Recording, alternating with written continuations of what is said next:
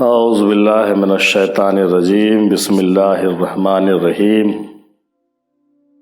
نحمدہ و نصلی علی رسولہ الکریم صلی اللہ علی محمد وعلی آل محمد کثیرا کثیرا حرفا حرفا الفا الفا دائما ابدا الصلاۃ والسلام علیک یا رسول اللہ، الصلاۃ والسلام علیک یا حبیب اللہ، الصلاۃ والسلام علیک یا نبی اللہ۔ آئیے کچھ ضروری سوالات کے جواب ڈھونڈنے کی آج پھر کوشش کرتے ہیں اپنے ٹیم کے ساتھ، اور کچھ نئے علم میں اضافہ کرنے کی کوشش کرتے ہیں۔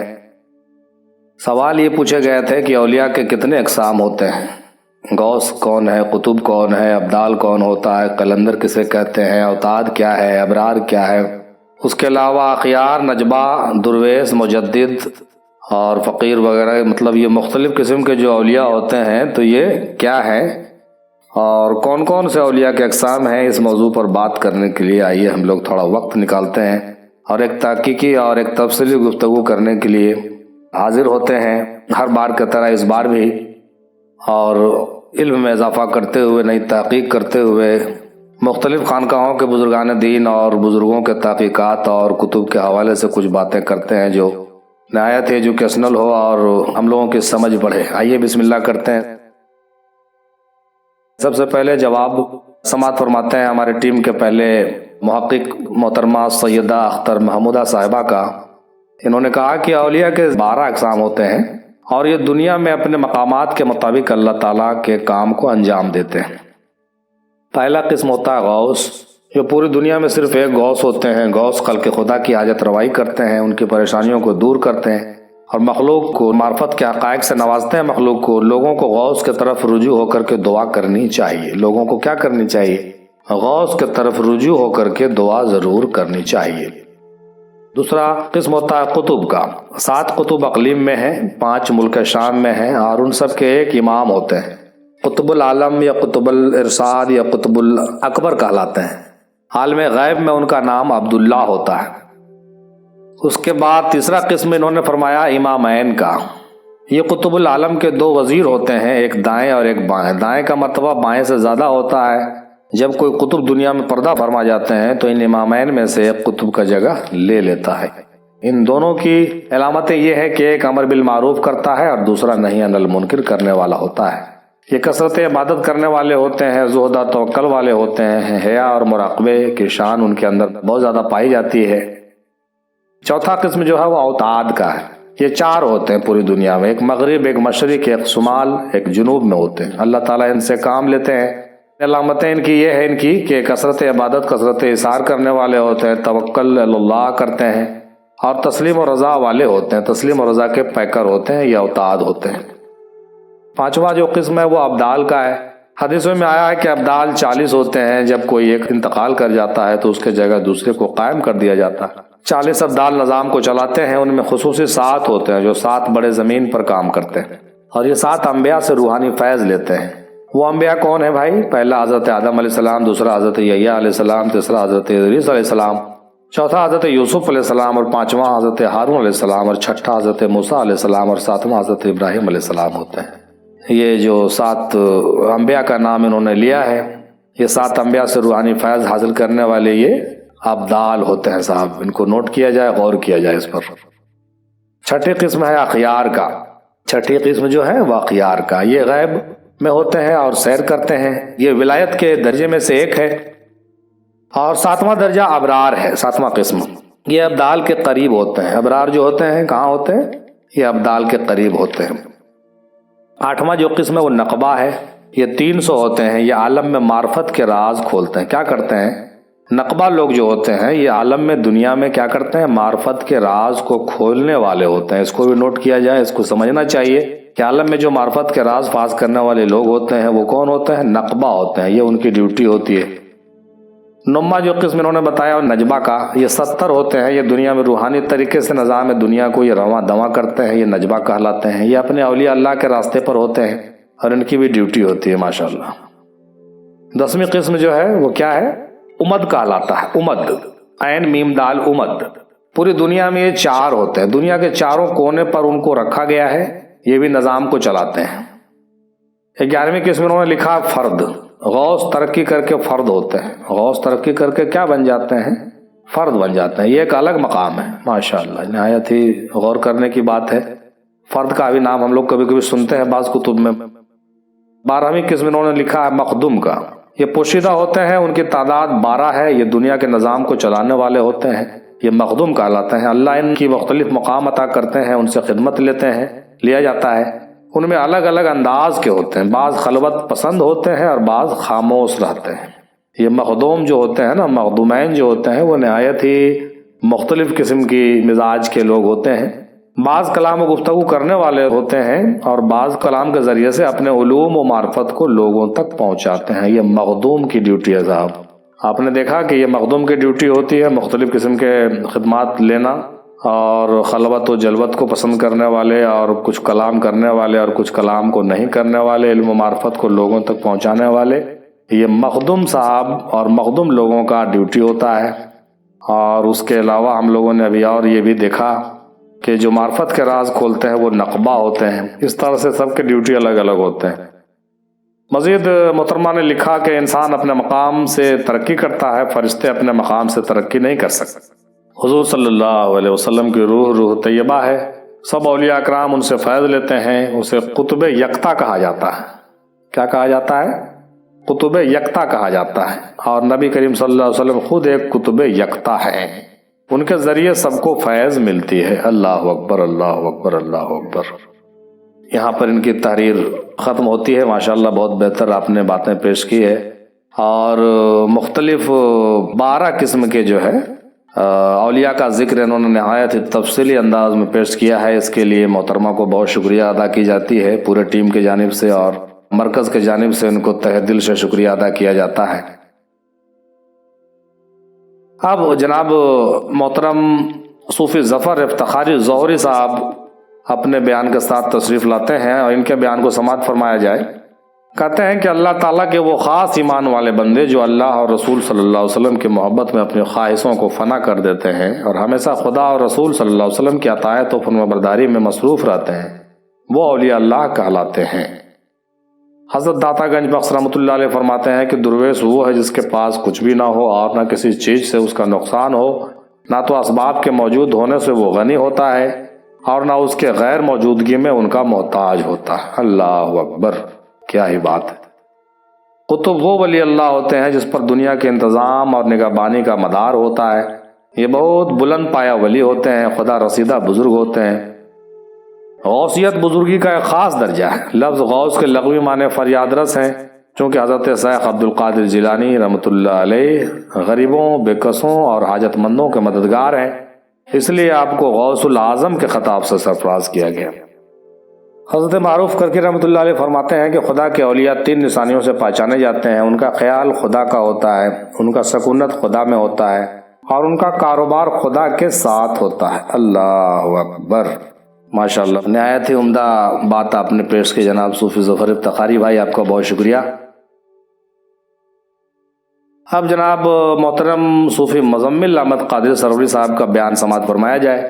آپ کہتے ہیں کہ اللہ تعالیٰ نے کائنات کو چلانے کے لیے ایک قدرتی نظام بنایا ہے جس میں تمام فرشتے, انبیاء, رسول اپنے اپنے فرائض انجام دیتے ہیں, اللہ کے نظام کو برقرار رکھتے ہیں اور بنی آدم کی اصلاح کرتے آ رہے ہیں. جس طرح سے آفتاب خداوند تعالیٰ کی عطا کردہ نور سے تمام کائنات کو روشن رکھتا ہے, اسی طرح اللہ تعالیٰ اپنے غیب الغیب سے ایک نور ان حضرات پر وارد کرتا ہے جس سے وہ بنی آدم کی اصلاح کرتے رہتے ہیں. بے شک یہی اولیاء اللہ یعنی اللہ کے دوست ہوتے ہیں.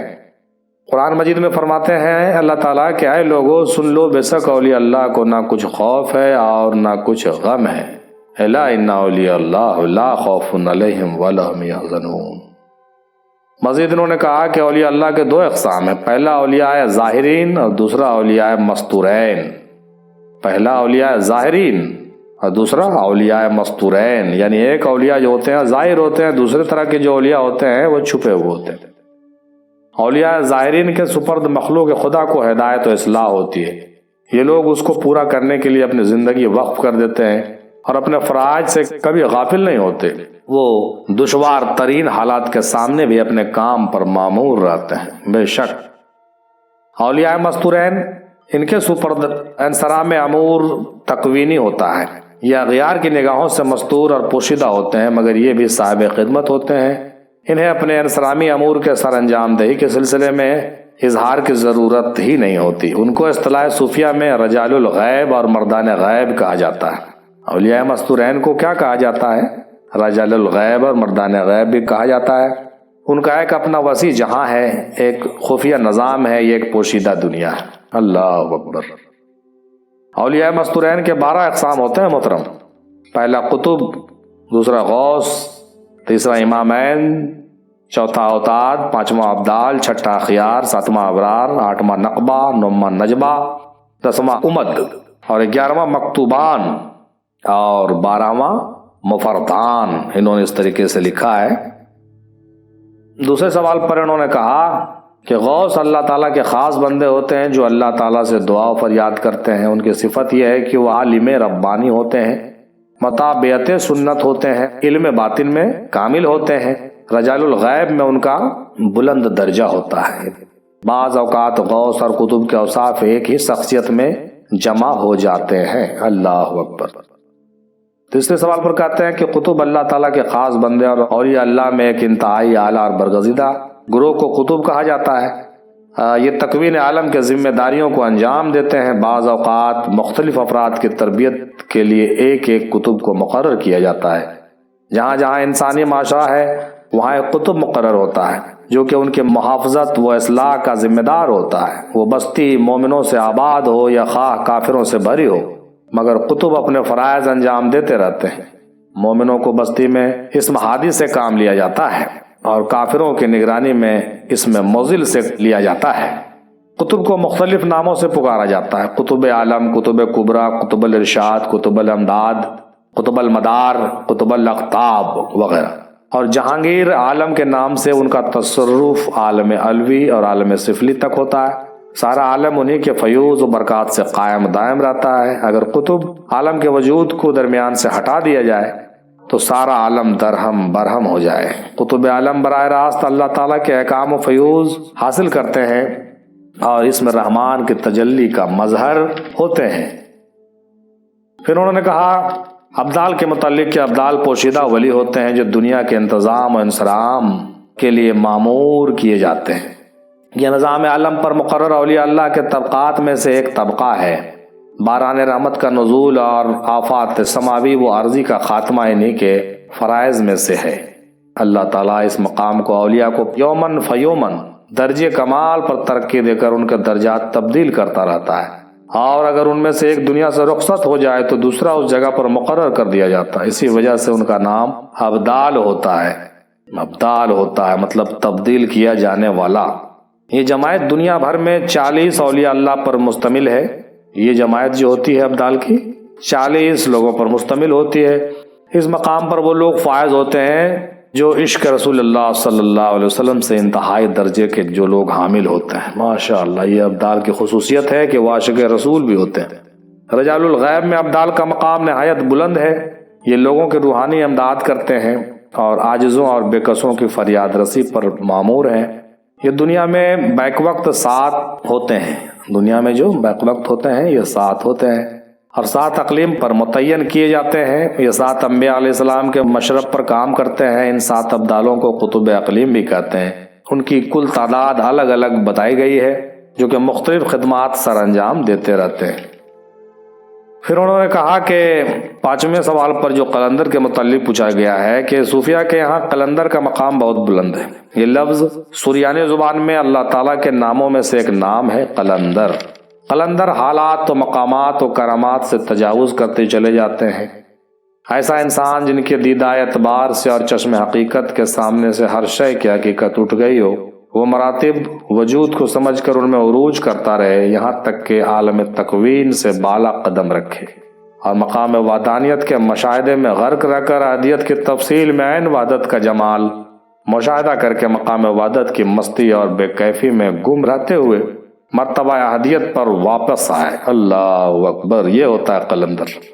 اس کے بعد اپنے مراتب سے جدا ہوئے بغیر احدیت کے مشاہدے میں محو رہے۔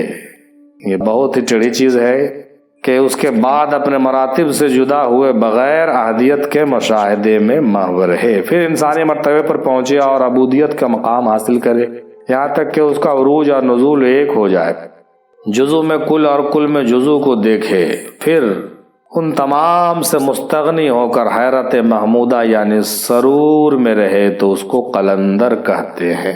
بہت اچھی بات آپ نے قلندر کے بارے میں تفصیل سے بیان فرمائی ہے۔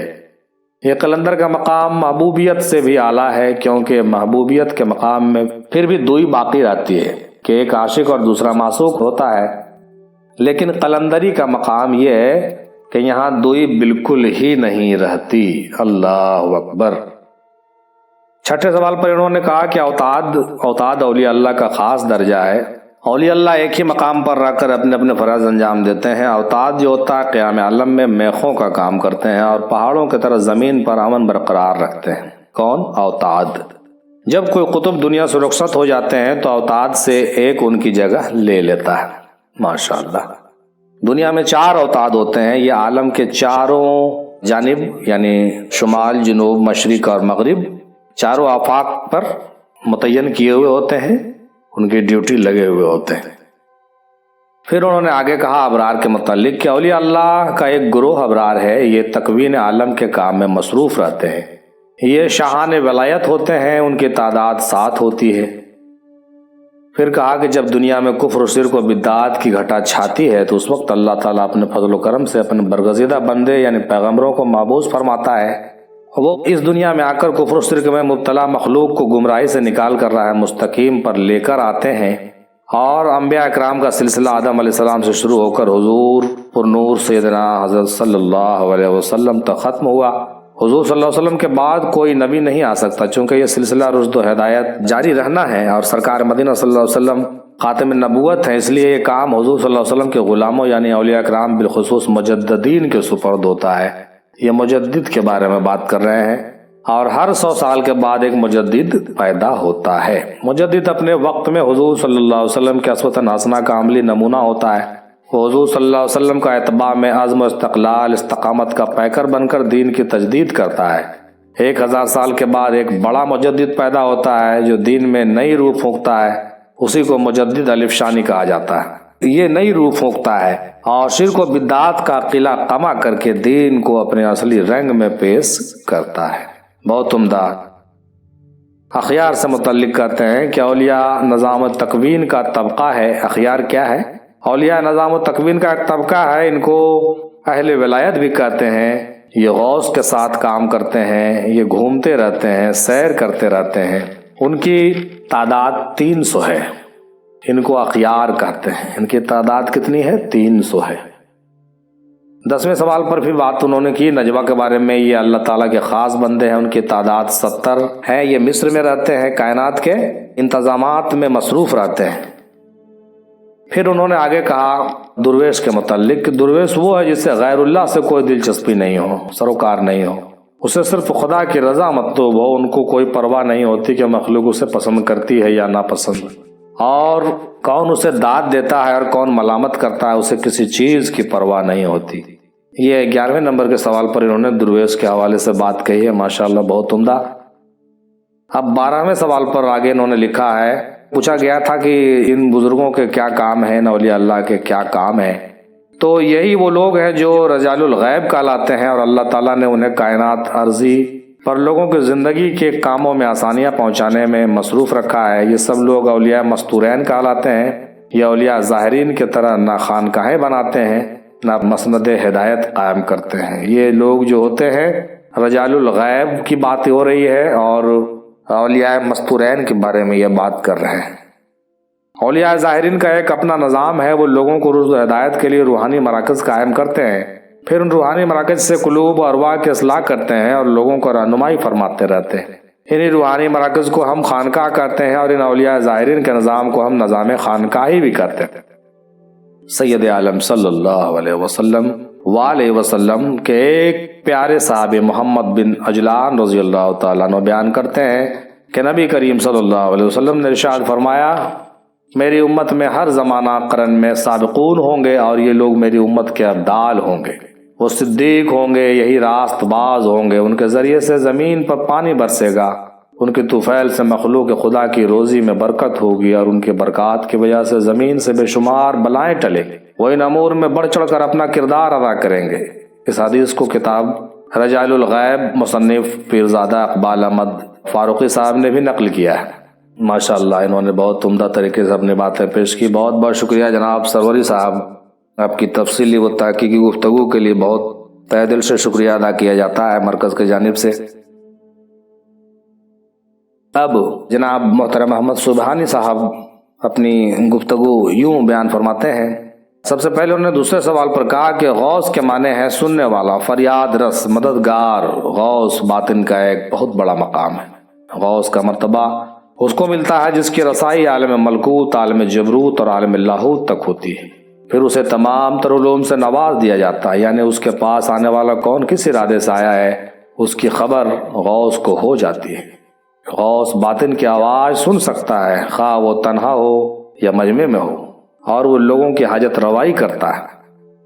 تیسرے سوال پر کہتے ہیں کہ قطب بھی ولایت کا ایک مرتبہ ہے، بندہ اپنی محنت و ریاضت و مرشد کے نظر کرم سے آگے بڑھتا ہے، اور جب بندہ اپنے باطن کی کتاب کو پڑھتا ہے تو وہ قطب ہو جاتا ہے۔ ایک فقیر ہی اس عہدے تک پہنچتا ہے، جیسا کہ حدیث قدسی میں ہے کہ فقر سے محبت رکھنا مجھ سے محبت رکھنا ہے، اور فقیر میرا فخر ہے اور میرے لیے باعث افتخار ہے۔ فقیر صرف اللہ تعالیٰ کا محتاج ہوتا ہے۔ پھر انہوں نے چوتھے سوال پر یوں کہا کہ یہ سارے مقامات انسان کے لیے ہے، یہ سارے باطن کے مقامات ہیں، یہ سب انسان کے باطن میں ہی ہے۔ ابدال کے لیے کائنات صرف 2.5 قدم کے برابر ہوتی ہے۔ ابدال کے لیے کائنات صرف 2.5 قدم، یعنی وہ قدم اٹھائے تو دنیا کے دوسرے کنارے تک جا سکتا ہے۔ ابدال کا عہدہ ایک بڑا عہدہ ہے، ماشاءاللہ۔ پانچویں سوال پر یہ کہتے ہیں کہ قلندر بھی باطن کے مقامات میں سے ایک بڑا مقام ہے جو باطن سے انسان کو ملتا ہے۔ گم ہے جو تیری آنکھ کا منظر تلاش کر، باہر جو کھو گیا ہے وہ اندر تلاش کر، جو تجھ کو تیری ذات سے باہر نکال دے، دشتے جنوں میں ایسا قلندر تلاش کر۔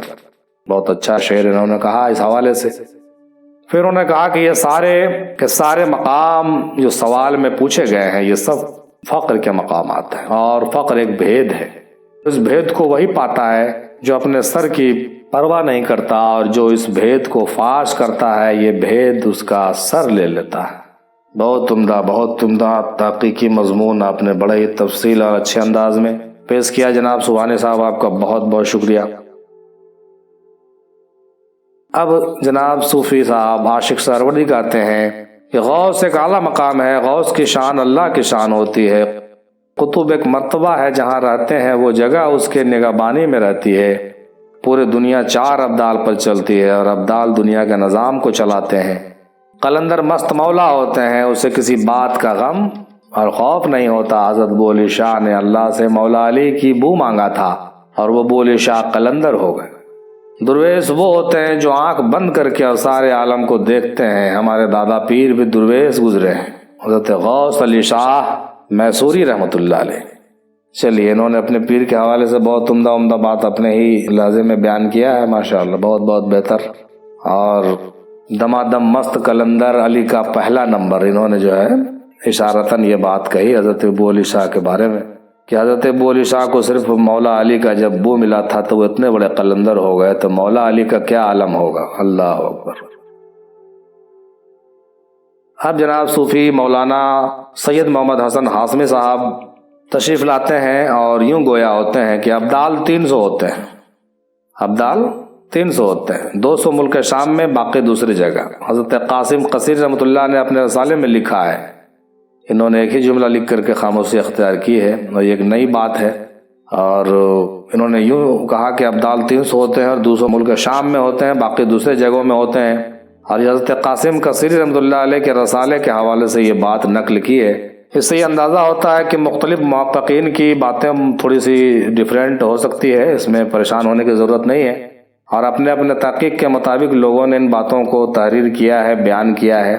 اور جیسا کہ اوپر بیان کیا جا چکا ہے، اوپر کے جو سارے پہلے باتیں بیان ہوئی ہے وہ زیادہ تر لوگوں نے اس کی اقتدا کی ہے، خاص طور سے کشف المحجوب میں حضرت داتا گنج حجویری رحمۃ اللہ علیہ نے بھی اس کا ذکر کیا ہے، حضرت مخدوم شرف الدین بیاری رحمۃ اللہ علیہ نے مکتوبات ارشدی میں بھی اس کا ذکر کیا ہے۔ جو ابھی اوپر تفصیل سے بیان کیے گئے ہیں وہ تقریباً باتیں جو ہے تعداد کے مطابق ساری باتیں ملتی ہیں، اور یہ تعداد تھوڑے سے نئے قسم کے لگ رہے ہیں، پھر بھی حوالہ ان کے پاس موجود ہے۔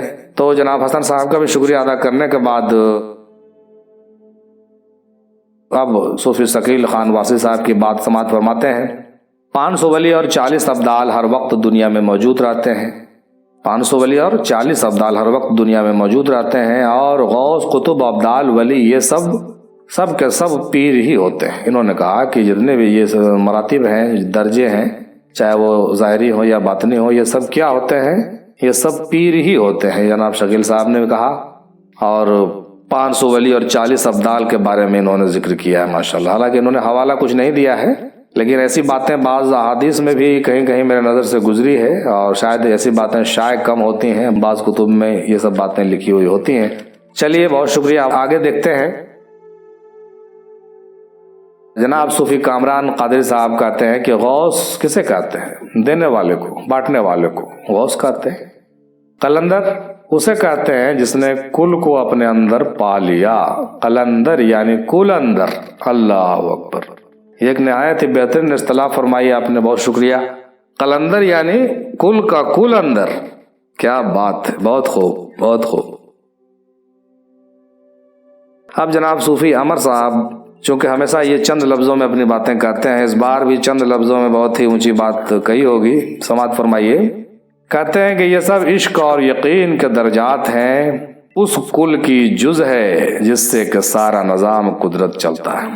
یہ سب عشق اور یقین کے درجات ہیں، اتنے جو 12-15 درجات جو بھی آپ سماعت فرما رہے تھے اولیاء کرام کے، یہ سب عشق اور یقین کے درجات ہیں، اور اس کل کی جز ہے جس سے کہ سارا نظام قدرت چل رہا ہے۔ نہایت قابل غور بات آپ نے فرمائی ہے، بہت شکریہ۔ اب جناب صوفی مزمل منیر صاحب یوں بیان فرماتے ہیں کہ اولیاء کرام کے بہت سے اقسام ہیں جسے ہم گن نہیں سکتے، ان میں کچھ ڈیوٹی والے اولیاء اللہ ہیں، یہ سب مل کر قدرت کے نظام کو چلاتے ہیں، انہی کے مشورے سے نظام چلتا ہے۔ بعض بزرگوں نے فرمایا کہ یہ سال میں ایک بار ملتے ہیں، اور بعض نے کہا کہ روز ملتے ہیں۔ غوث الزما 1 ہوتے ہیں، قطب 4 ہوتے ہیں، ابدال 40 ہوتے ہیں، اوتاد 4 ہوتے ہیں۔ ان کا کیلکولیشن دیکھیے، غوث الزما 1 ہوتے ہیں، قطب 4 ہوتے ہیں، ابدال 40 ہوتے ہیں، اوتاد 4 ہوتے ہیں۔ مزید انہوں نے کہا کہ قلندر اپنے عشق میں گم ہوتے ہیں، یہ کبھی سالک ہوتے ہیں تو کبھی مجذوب۔ قلندر جو ہوتے ہیں یہ کبھی سالک ہوتے ہیں اور کبھی مجذوب ہوتے ہیں۔ ان کے کہنے کے مطابق قلندر 2 طرح کے ہوتے ہیں، شالک اور مجذوب۔ یہ بہت جلد جذب کی کیفیت میں آ جاتے ہیں۔ قلندروں کے سینے میں عشق کی آگ ہوتی ہے۔ ماشاءاللہ، بہت عمدہ بات کہی آپ نے۔ اور فقیر کو ہی درویش کہتے ہیں، فقیر کو ہی کیا کہتے ہیں؟ درویش کہتے ہیں۔ انہوں نے 2 لفظوں کو ایک ساتھ ملایا اور کہا کہ جو درویش ہے وہی فقیر ہے، جو فقیر ہے وہی درویش ہے۔ کہاں سے تو نے اقبال سیکھی ہے یہ درویشی کے چرچا، بادشاہوں میں ہے تیری بے نیازی کا۔ تو یہ درویشی کا اقرار تو ڈاکٹر علامہ اقبال نے بھی اپنے لیے کیا ہے، اور بعض لوگ جو درویش ہوتے ہیں وہی فقیر ہوتے ہیں۔ ماشاءاللہ، صحیح بات ہے۔ اب انہوں نے آگے کہا کہ قطب کا کام ہوتا ہے اپنے علاقے کے نظام کو چلانا، اور کچھ فرشتے بھی ان کے ماتحت میں ہوتے ہیں۔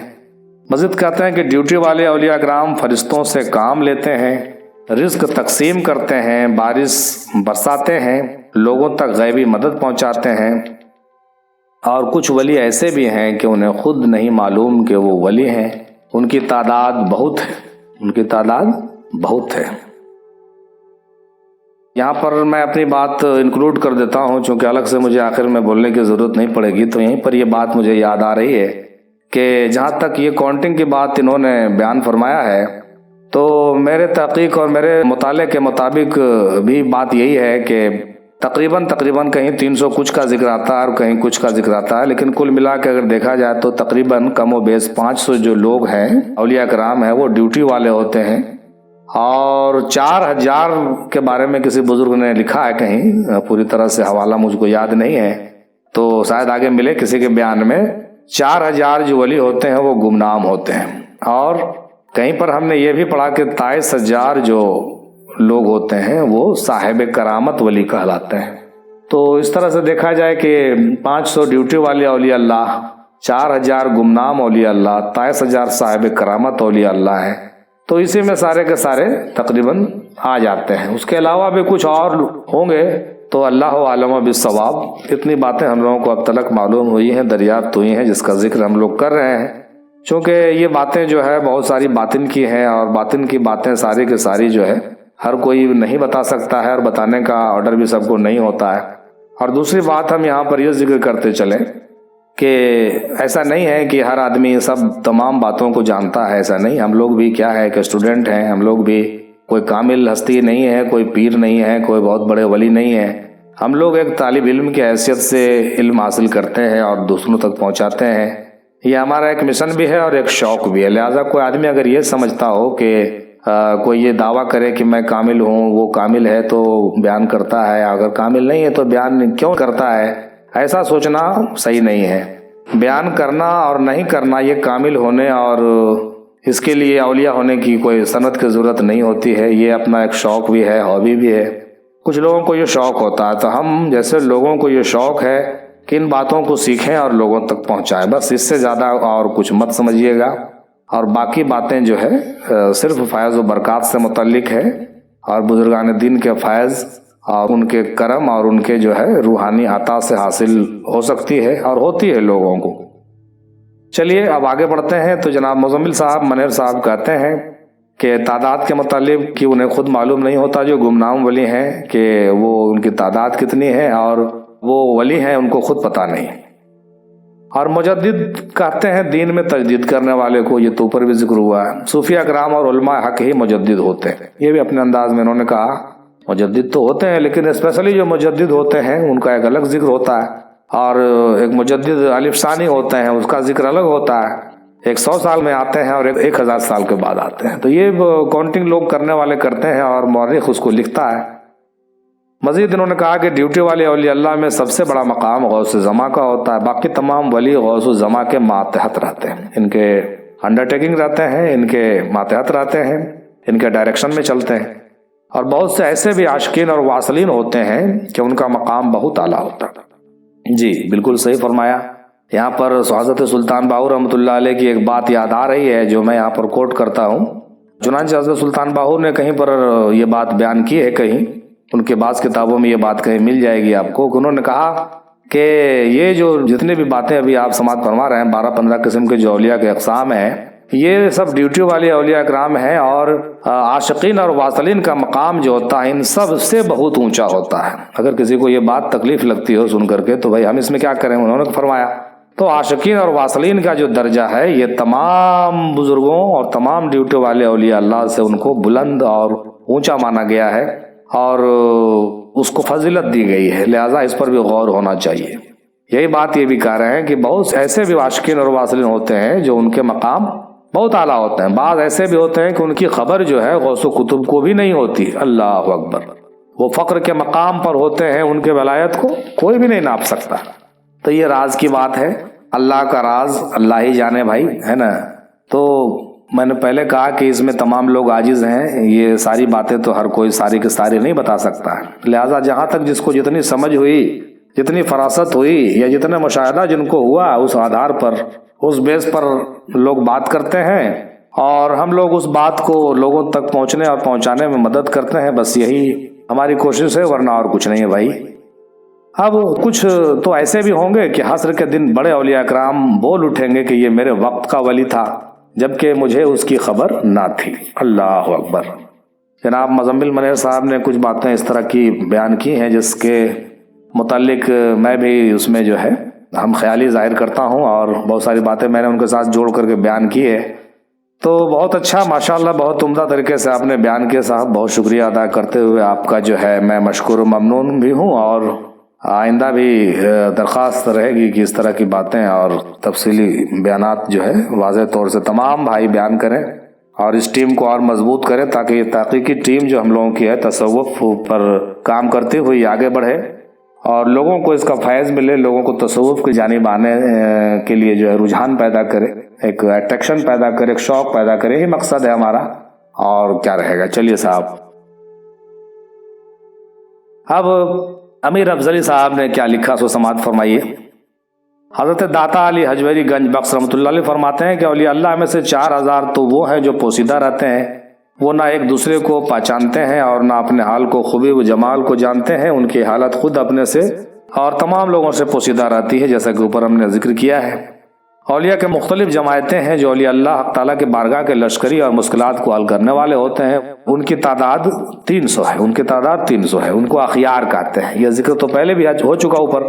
اور 40 وہ ہوتے ہیں جو ابدال ہوتے ہیں، اور 7 وہ ہیں جن کو ابرار کہتے ہیں، 4 وہ ہیں جن کو اوتاد کہتے ہیں، اور 3 وہ ہیں جن کو نقبہ کہتے ہیں، اور 1 وہ ہے جس کو قطبی غوث کہا جاتا ہے، اور 2 نجبہ ہوتے ہیں۔ تو یہ جو کاؤنٹنگ ابھی امیر افضلی نے پیش کیا، یہ داتا گنج حجویری رحمۃ اللہ علیہ کی کتاب کشف المحجوب کے حوالے سے ہے، یہ ان کی اپنی رسائی ہے اور یہ ان کی اپنی تحقیق ہے۔ یہ ایک بار پھر سے دیکھ لیں، یہ کہتے ہیں کہ 300 جن کی تعداد ہے ان کو اخیار کہا جاتا ہے، 40 ابدال ہیں، 7 ابرار ہیں، 4 اوتاد ہیں، اور 3 نقبہ ہیں، اور 2 نجبہ ہیں، اور 1 قطب اور غوث ہے۔ یہ اولیاء اللہ وہ ہیں جو ایک دوسرے کو پہچانتے ہیں اور امور معاملات میں ایک دوسرے کی اجازت کی محتاج ہوتے ہیں۔ اس پر مروی صحیح حدیثین ناطق بھی ہیں، کشف المحجوب صفحہ نمبر 374 پر یہ بات درج ہے۔ تو ان کے مطابق اگر ان بزرگوں کو جوڑ دیں تو یہ تعداد 357 ہو جاتی ہے۔ میں نے کہا کہ یہ تعداد جو ہے 300 پلس کچھ کے ہیں، اور بعض لوگوں نے کم و بیش اس کو 500 بھی لکھ دیا ہے۔ تو معاملات بس یہی ہیں، اور اپنے اپنے تحقیق کے مطابق یہ باتیں کھلتی ہیں۔ چلیے آگے بڑھتے ہیں مزید۔ حضور صلی اللہ علیہ وسلم نے فرمایا کہ رب تعالیٰ فرماتا ہے کہ جس نے میری کسی ولی کو اعزا دی اس نے اپنے لیے میری جنگ جائز کر لی۔ مزید حضرت داتا گنج بخش رحمۃ اللہ علیہ فرماتے ہیں کہ خاصان بارگاہ ایک دوسرے کو نہیں پہچانتے، مگر وہ ہر ایک ولی ہوتے ہیں، یعنی جو 4000 اولیاء مکتوم ہیں وہ اپنی ولایت کی معرفت بھی اپنے لیے روا نہیں رکھتے، اور جو ان 4000 کے علاوہ اور ہیں وہ اپنے لیے معرفت ولایت روا رکھتے ہیں۔ یہ اپنی اپنی بات ہے سب کی۔ تو ولی اپنے آپ کو نہیں پہچانتا کہ وہ ولی ہے، اور ولی اگر اپنے آپ کو ولی جاننے لگے تو متکبر ہو جاتا ہے، اور شرط ولایت یہ ہے کہ اس کی نگاہ داشت اللہ تعالیٰ کے سپرد ہوئے، تو پھر عجب و تکبر سے محفوظ ہوگا۔ احادیث مبارکہ میں ابدال کا ذکر سماعت کریں۔ احادیث میں بھی ابدال کا ذکر یوں آیا ہے، اس کا کوٹیشن دیکھ لیجئے۔ مسند احمد حدیث 11595 میں ہے کہ سیدنا عبادہ بن صامت رضی اللہ تعالیٰ عنہ سے مروی ہے کہ نبی کریم صلی اللہ علیہ وسلم نے فرمایا کہ اس امت میں اللہ کے خلیل ابراہیم علیہ السلام جیسے 30 ابدال ہوں گے، جب ان میں کوئی ایک فوت ہو جائے گا تو اللہ اس کی جگہ دوسرے کو لے آئے گا۔ اللہ اکبر۔ پھر مسند احمد کے ہی دوسرے حدیث نمبر 12727 میں ہے کہ شری بن عبید اللہ سے مروی ہے رضی اللہ تعالیٰ عنہ سے کہ امیر المومنین مولا علی بن ابی طالب علیہ السلام عراق میں تھے، اور ان کے سامنے اہل شام کا تذکرہ ہونے لگا تو لوگوں نے کہا کہ امیر المومنین آپ ان پر لعنت کریں۔ آپ نے کہا نہیں، میں نے رسول صلی اللہ علیہ وسلم کو یہ فرماتے ہوئے سنا کہ شام میں 40 آدمی ابدال کے مرتبے پر ہوں گے، ان میں سے جب کوئی ایک فوت ہوگا تو اللہ تعالیٰ اس کی جگہ دوسرے کو لے آئے گا، ان کی وساطت سے بارش طلب کی جائے گی، اور دشمن کے مقابلے میں ان کے ذریعے مدد حاصل کی جائے گی، اور ان کے سبب اہل شام سے عذاب ٹلیں گے۔ اور یہی حدیث مشکات شریف میں حدیث نمبر 6277 میں بھی نقل ہوا ہے۔ پھر حضرت عبداللہ بن مسعود رضی اللہ تعالیٰ عنہ سے مروی ہے کہ رسول مقبول صلی اللہ علیہ وسلم نے فرمایا کہ اللہ تعالیٰ نے 300 افراد پیدا کیے ہیں جن کے قلوب آدم علیہ السلام کے قلب پر ہیں، ان میں سے 40 ایسے ہیں جن کے قلب موسیٰ علیہ السلام کے قلب پر ہیں، ان میں سے 7 ایسے ہیں جن کے قلب ابراہیم علیہ السلام کے قلب پر ہیں، ان میں سے 5 ایسے ہیں جن کے قلب جبرائیل علیہ السلام کے قلب پر ہیں، ان میں سے 3 ایسے ہیں جن کے قلب میکائیل علیہ السلام کے قلب پر ہیں، اور ان میں سے 1 ایسا ہے جس کا قلب اسرافیل علیہ السلام کے قلب پر ہے۔ اس حدیث کو میرات الاسرار کتاب میں حضرت شیخ عبد الرحمن چشتی رحمۃ اللہ علیہ نے بھی نقل کیا ہے۔ ماشاءاللہ، بہت اچھا۔ تو پتہ یہ چلتا ہے کہ مختلف کتب کے حوالے سے ان تمام باتوں کا ذکر جیسا کہ اوپر ہم لوگوں نے کیا ہے نہایت ہی تفصیل کے ساتھ تحقیق کرنے والوں کو مل جاتی ہے اور مل سکتی ہے۔ آدمی اگر کوشش کرے، ڈھونڈے تو اس پر غور کیا جا سکتا ہے۔ تو کل ملا کر کے جتنے قسم کے اولیاء اکرام کا ذکر کیا گیا، جو سوال میں پوچھے گئے تھے، تقریباً سب کے جوابات اس گفتگو میں مختلف 11-12 دوستوں اور ساتھیوں اور صوفیوں کے حوالے سے دیا جا چکا ہے، جس میں یہ پوچھا گیا تھا کہ اولیاء کے اقسام کتنے ہیں۔ آپ نے دیکھ لیا کہ اولیاء کے اقسام مختلف ہیں، اس میں سے ظاہری طور سے بھی کچھ اولیاء ہوئے ہیں، کچھ باطنی طور کے اولیاء ہوئے ہیں، کچھ ڈیوٹی والے اولیاء ہوئے ہیں، کچھ گمنام ولی ہوئے ہیں، کچھ صاحب کرامت ولی ہوئے ہیں، اور کچھ ولی ایسے بھی ہوئے ہیں جن کو ہم لوگ نہیں جانتے ہیں۔ لہٰذا کچھ کا نام کا ذکر ہوا: غوث، قطب، ابدال، قلندر، اوتاد، ابرار، اخیار، نجبہ، درویش، فقیر، مجدد وغیرہ وغیرہ، اور کچھ باتیں اس میں اور جو آپ کو سمجھ میں آتی ہوں اس کو آپ جوڑ سکتے ہیں۔ سالک اور مجذوب کا بھی ذکر ہو چکا ہے۔ اس کے علاوہ بھی جو باتیں اور سمجھائی جاتی ہیں، بتائی جاتی ہیں، وہ تمام باتیں اس کے اندر ہی آتی ہیں، اس سے باہر کچھ نہیں ہے۔ کل ملا کر کے یہ بات ثابت ہوتی ہے، سمجھ میں آتی ہے کہ اولیاء اکرام کے مختلف قسمیں ہیں اور سب اپنے اپنے ڈیوٹی پر لگے ہوئے ہیں۔ اب دیکھنا یہ ہے کہ کون سا اولیاء کس طرح کا ہے، اور اس کو پہچاننا اور اس کی صحبت کرنا بڑا معنی رکھتا ہے۔ اللہ تعالیٰ سے دعا ہے کہ ہم لوگوں کو ان تمام لوگوں میں سے کسی نہ کسی طرح کے اولیاء اللہ کے زیر سایہ رہنے کی توفیق عطا فرمائے، اور اپنے فیوز و برکات سے ہم لوگوں کو مالا مال کرے، اور دینی دنیاوی تمام فضائل ہم لوگوں کو عطا ہو ان اولیاء اکرام کے صدقے طفیل وسیلے میں، اور اپنے منزل و مقصود کو حاصل کرنے کی توفیق عطا ہو۔ اور سب سے بڑی بات یہ ہے میرے جانب سے، اور یہ میرا مقصد بھی ہے، اور یہ آپ لوگوں کو بھی یہ دعا ضرور کرنا چاہیے کہ اللہ تبارک تعالیٰ آپ لوگوں کو اور ہم لوگوں کو بھی ان لوگوں میں شامل فرما دے، ان لوگوں کا ہم جلیس فرما دے، اور ان کے ساتھ رہنے والا ان جیسا بنا دے۔ ہم تو یہ کہیں گے بہت بہت شکریہ، آپ نے قیمتی وقت نکال کر کے اس گفتگو کو سماعت فرمایا۔ آئندہ بھی تمام آڈیو کلپ کو آپ سماعت فرماتے ہیں، اس کے لیے بہت بہت شکریہ۔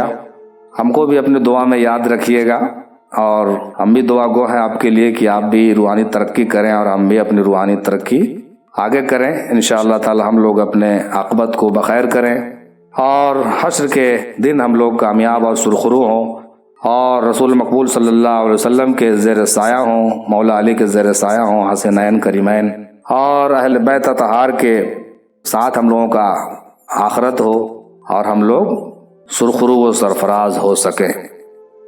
وآخر دعوانا الحمدللہ رب العالمین برحمتک یا ارحم الراحمین، باق لا الہ الا اللہ محمد الرسول اللہ صلی اللہ علیہ وسلم۔